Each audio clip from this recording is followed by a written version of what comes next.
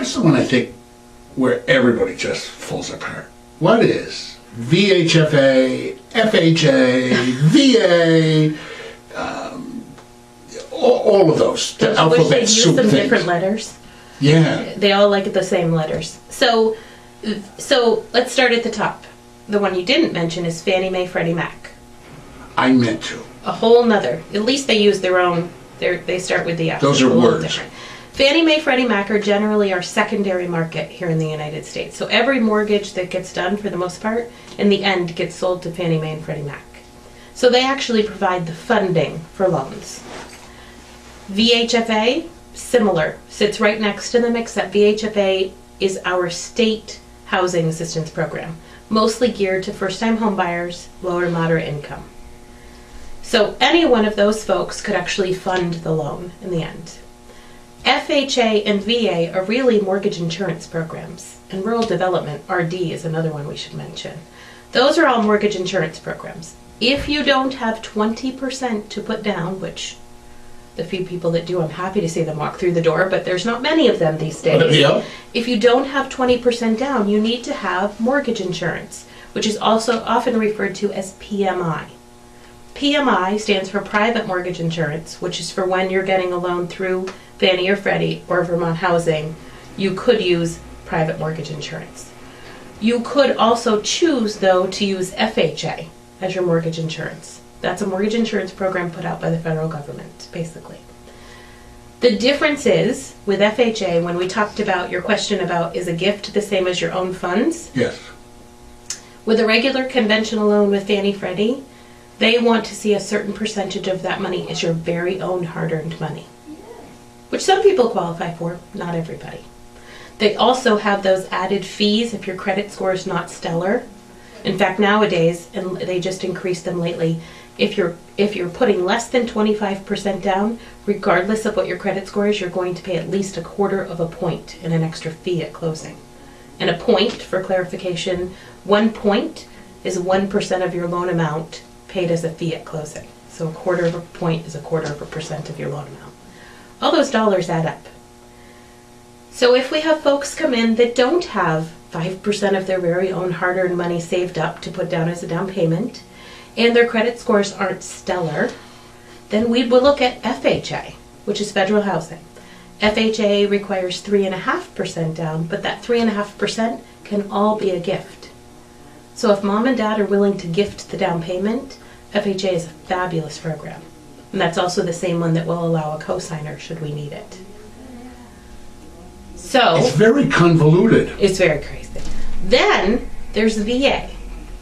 VA is also an insurance program, mortgage insurance program, but specifically for veterans, which can be folks that have been in full-time military, folks that have been in weekend warriors, as we call them, in our local National Guard, places like that. They have to have been in there for a certain length of time. They can also be those folks, their time frame is less if they've actually stepped foot on war soil, which we have a bunch of those folks here. They then qualify for a benefit from the VA for a VA loan. They have eligibility through the VA.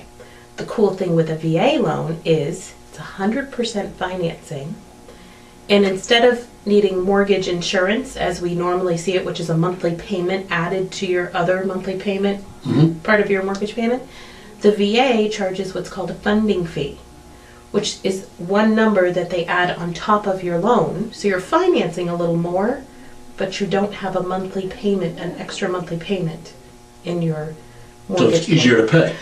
Makes your payment less. And if you happen to be one of those veterans that have come back from war soil with a disability, with at least a 10% disability that's recognized by the VA, you do not have that funding fee. So for those folks who often you can't even see they have a disability, you would never know. One guy was in here one day and said, "Oh yeah, I get this disability check," and I looked at him, not to be, but you look good to me. And he said, "Oh, my shoulder, because of the rifles or something, every time it pops, do you want me to show you?" And I said, no. There we go. Show me your certificate from the VA and we're good. I don't need to see anything else. But he had more than 10% disability from the VA. That's something that he receives. So he could get a 100% financing loan with no mortgage insurance or funding fee. Amazing. So it can be a great deal for those folks. It's a benefit that they have out there. The last one is rural development. It's another mortgage insurance program. Is this the same as USDA? USDA, Okay. which there are actually two parts of that. We work with the guarantee program, which is mortgage insurance, which again is a percentage. It's 3.5% now that's added on top of the loans, not a monthly payment, so it can make the payments more affordable. Nothing's ever for free, right? My mother always said that. So there's always a catch with everything. Rural development, you have to buy in a rural area. What that means here in Vermont is you cannot use that program in Burlington, South Burlington, Winooski, parts of Essex, and parts of Colchester. But if you want to buy in Williston or in central Vermont or in Franklin County, you're all set. It's 100% financing. They have a guarantee fee, similar to the funding fee through VA, that gets financed on top, but it keeps the monthly payments less. There is an income limit that's tied to that, so you have to be within certain income brackets, as you do with Vermont Housing, with VHFA. FHA does not have any income limits, nor does VA. So all this last 5 minutes gives you all the reasons why someone needs to come in person to go over all of this. So that's when we decipher, you qualify for this, you don't qualify for that, you could use this program or this program. It's nice if we have choices. You know, if you buy in a certain area, you could qualify for rural development, but geez, if you find the house of your dreams in Essex and it doesn't qualify, we could go FHA. We have options and choices.